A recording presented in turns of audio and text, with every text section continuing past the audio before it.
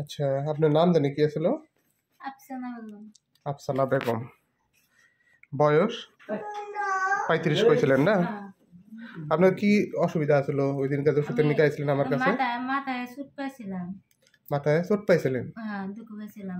তারপরে মাথা সেই বিষ, সারা মাথা শুদ্ধ বিষ করছে, গাঢ় করছে। মানে মেডিকেলে মেলা ডাক্তার দেখাইছি, কমে না, মেডিকেলে গেছি, মেডিকেলে সিটি স্ক্যান করছি, রক্ত পরীক্ষা করছি, বেমার ধরা পড়ে না, ওষুধ খাইছি। আচ্ছা, এটার জন্য আপনি সিটি স্ক্যান, রক্ত পরীক্ষা সব করাইছে ডক্টরে? হ্যাঁ। ওষুধও দিছিল? ওষুধও দিছে, 1000 টাকার ওষুধ আনছে, বাকি আছে। আচ্ছা, ওটা খাওয়ার পরে কিছু রমি হয় নাই। পরে এমনি এবার ফাঁকি ভাবে ওষুধ নিছি, তা ভালো হয় না। এবার ডাক্তারের কাছে ওষুধ নিলাম, খাই আল্লাহ দিলে আরাম হয়েছে।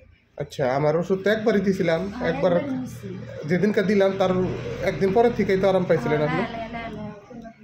সন্ধ্যাবেলায় এসেছিলেন, আমি তো তারপরে আপনার ফোন করছিলাম যা শুনবার নিগে, আপনি কইলেন যে আরাম হয়েছে, তাই না?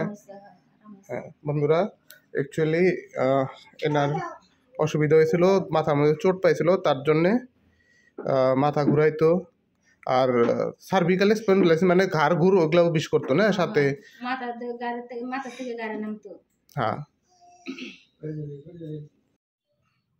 তো বন্ধুরা শুনলেন, খুবই ইন্টারেস্টিং কেসটিতে আমি কি দিয়েছিলাম সম্পূর্ণ এই ভিডিওটা দেখলে জানতে পারবেন।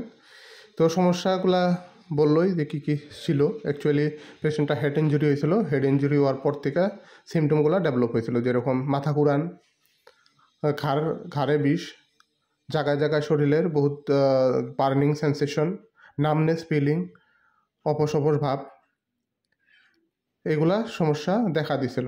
সাথে এপিগ্যাস্ট্রিক পেইনও ছিল।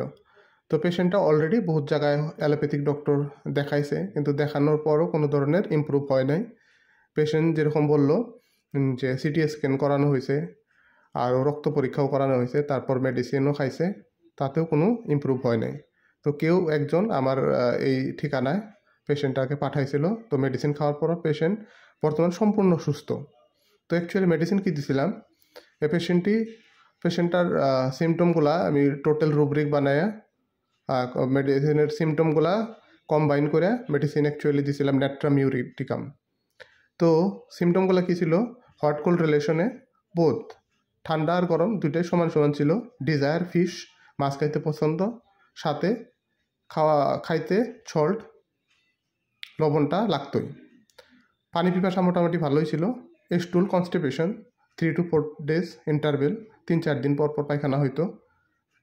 তারপর আরেকটা সিমটম আসছিল মাইন্ড ইরিটেবল, খুব রাগী, কনসিলেশন এগ্রাভের, কেউ বুঝাইতে আইলে রাগটা বেশি হইতো।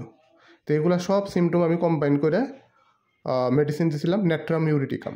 আমরা সবাই জানি নেট্রামিউর, নেট্রাম সালভ, আর্নিকা, এগুলো ওষুধ হেড ইঞ্জুরি হইলে খুবই ভালো কাজ করে।